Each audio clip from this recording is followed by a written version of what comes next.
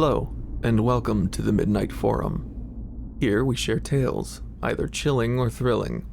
Some are just that, stories formed in the minds of others for entertainment or embellished so that the initial truth is fully obscured. Some are more true than you may think. Tonight, we return to the Journal of Azure. As his tale deepens, perhaps he will reveal something new.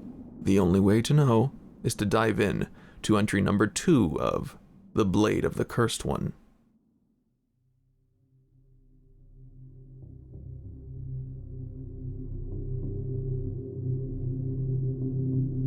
It is likely that we have never met. My journeys have taken me far and long, and it is likely that by the time you find this entry, I will be gone from this world, though I do not know this for certain. Though I do not know you, I am pleased that you have taken up this responsibility. I thank you, sincerely, with all gratitude, that I do not bear this burden alone.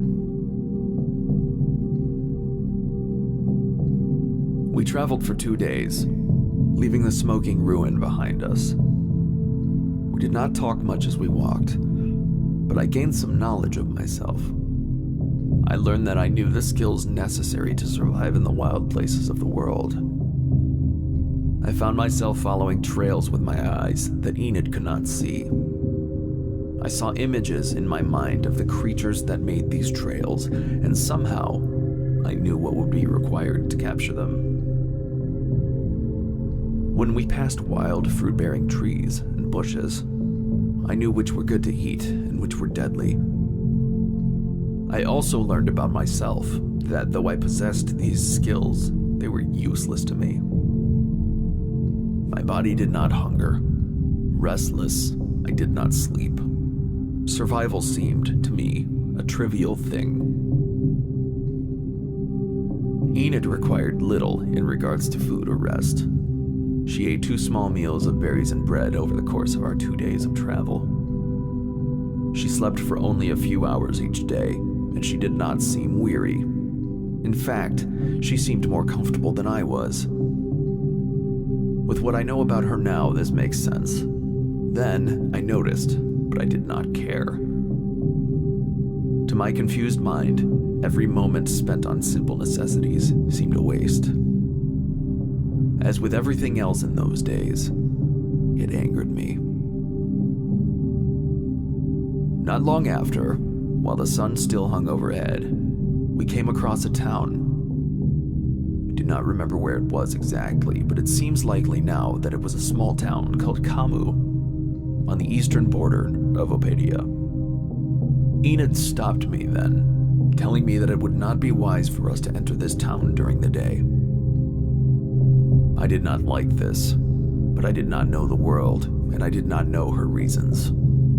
Begrudgingly, I waited for the sun to set. When night came, we approached the town, not by the main road, but by a small entryway near the western gate. I did not understand this, but when I asked her, Enid told me we needed to be quiet, as to not disturb the sleeping townsfolk.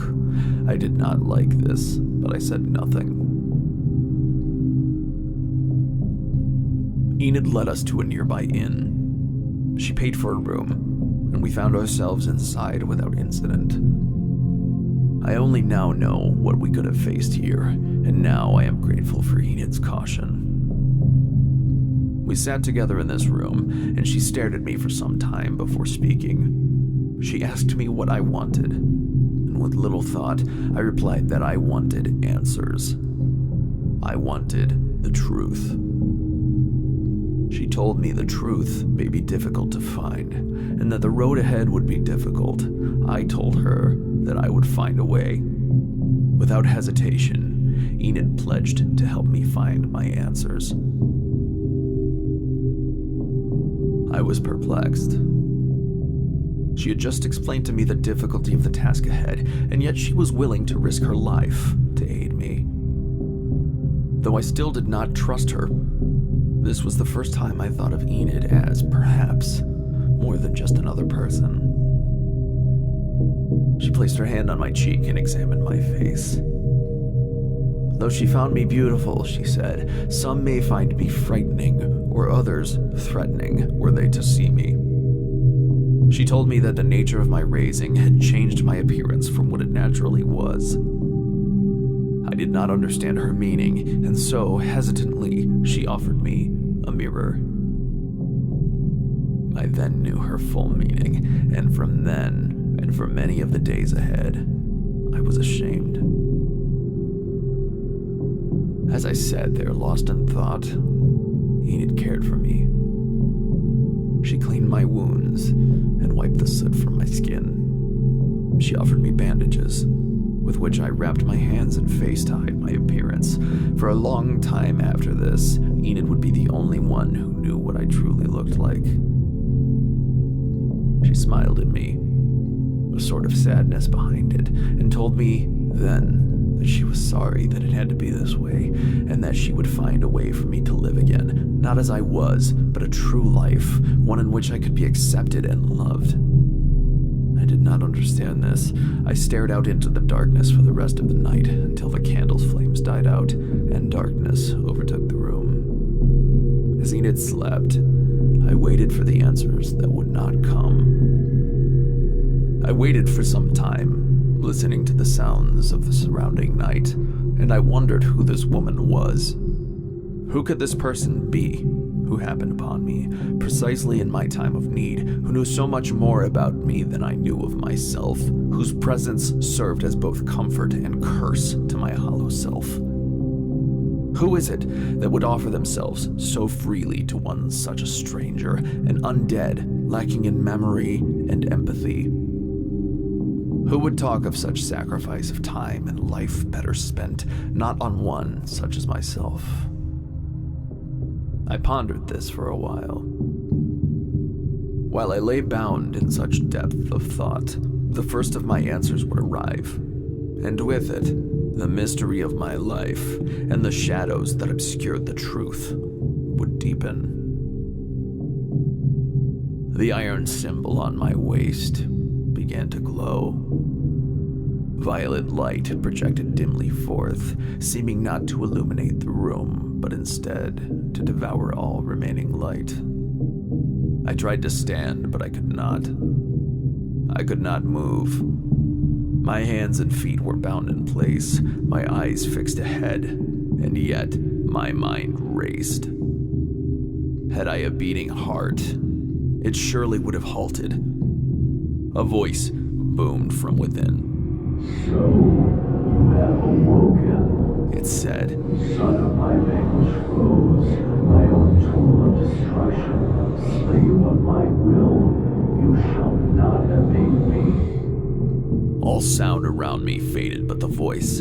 It was at the same time breathy and booming, as if a whisper fired from an exploding cannon, as if a light wind flowing with the earth-shattering crumble of an erupting volcano. Observe.